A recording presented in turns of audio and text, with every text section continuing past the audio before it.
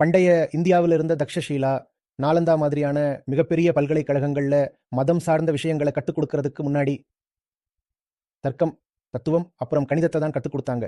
உங்களால் ஒரு லாஜிக்கை புரிஞ்சுக்க முடியலைன்னா நீங்கள் தோற்றுடுவீங்க. கொஞ்சம் மேத்ஸு கற்றுக்கோங்க.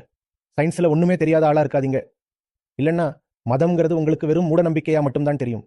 இந்த உலகத்தை பற்றி நீங்கள் முழுசாக தெரிஞ்சுக்கிட்டா மட்டும்தான் இந்த உலகத்துக்கு அப்பாற்பட்ட அந்த விஷயத்தை தெரிஞ்சுக்க முடியும். கடவுளை தெரிஞ்சுக்கணும்னா இந்த உலகத்தை தெரிஞ்சுக்கிறதை தவிர வேற வழியே இல்லை. உங்களுக்கு முன்னாடி வேற எந்த ஆப்ஷனும் கிடையாது. இந்த உலகத்தை உங்களால் புரிஞ்சுக்க முடியலைன்னா உங்களால் ஒருபோதும் கடவுளை தெரிஞ்சுக்க முடியாது. வாழ்க்கைன்னா என்னன்னு உங்களுக்கு தெரியணும். நட்சத்திரங்கள்னா என்னன்னு தெரியணும். மரங்களை கவனிக்கணும். கோபம், சோகம், விரக்தி, நம்பிக்கைன்னு வாழ்க்கையோட மொத்த விளையாட்டையும் நீங்கள் உன்னிப்பாக கவனிக்கணும்.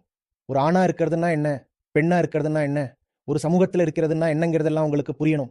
இந்த மகத்தான கண்டுபிடிப்புகள்லாம் என்னன்னு உங்களுக்கு தெரியணும். நிறைய இடங்களுக்கு பயணம் செய்யணும். விதவிதமான மனிதர்களை சந்திக்கணும். நிறைய புத்தகங்கள் வாசிக்கணும். ஒரு நல்ல எஜுகேஷன் கிடைக்கணும். இதெல்லாம் இருந்தால் மட்டும்தான் நீங்கள் உண்மையிலேயே ஒரு ஸ்பிரிச்சுவல் பர்சனாக இருக்க முடியும்.